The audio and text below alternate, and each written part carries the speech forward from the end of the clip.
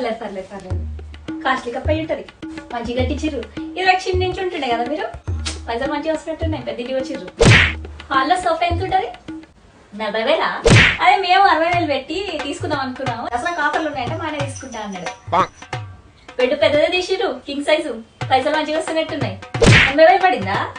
అయ్యా మేము తీసుకుందామనే.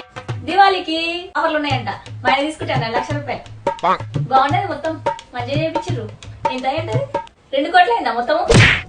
పైసలు మంచిగా వస్తున్నట్టున్నాయి. ఆయన కూడా తీసుకుంటా అన్నాడు. ఇల్లు ఆఫర్లు ఉంటదని, అదే తక్కువ రేటు వస్తుందని చెప్పేసి నెక్స్ట్ ఇయర్ సంక్రాంతికి తీసుకుంటా అన్నాడు. ఇల్లు మొత్తం కలిపి ఒక 5 కోట్లు ఉంటది అంతే, సింపుల్ గా.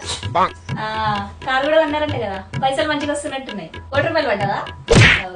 మేము తీసుకుందాం అనుకున్నాం పెద్ద కారు, 2 కోట్లది. పార్కింగ్ స్పేస్ సరిపోలే. పార్కింగ్ స్పేస్ సెట్ అయ్యాక తీసుకుందాంలే అని నెక్స్ట్ ఇయర్ పోస్ట్ పోన్ చేసినాం. కొడుకు పంపించారుగా యుఎస్, పైసలు మంచిగా వస్తున్నట్టున్నాయిగా. 50 లక్షలు అయినాయా? మా పిల్లలు ఇంకా చదువుకుంటా అంటే సర్లే ఎల్లురు గాని కలిసి ఉందాం 2 ఏళ్ళు అని చెప్పేసి 2 ఏళ్ళు నాకు పంపిస్తా అన్నా. పెద్ద పెద్ద యూనివర్సిటీ, పెద్ద దాంట్లోనే వద్దామని 2 ఏళ్ళు ఆగి పంపిద్దామని. మంచిగా ఉన్నది, మొత్తం మంచిగా ఉన్నది. చాయ్ పత్త కూడా కాస్ట్లీ లెక్క ఉన్నది కదా. మాది కూడా ప్రీమియమే. మీరు రండి ఎప్పుడైనా మా ఇంటికి. ఇప్పుడప్పుడే రావద్దు కానీ అన్నయ్య నాకు నేనే పిలుస్తా. అప్పుడు అందరూ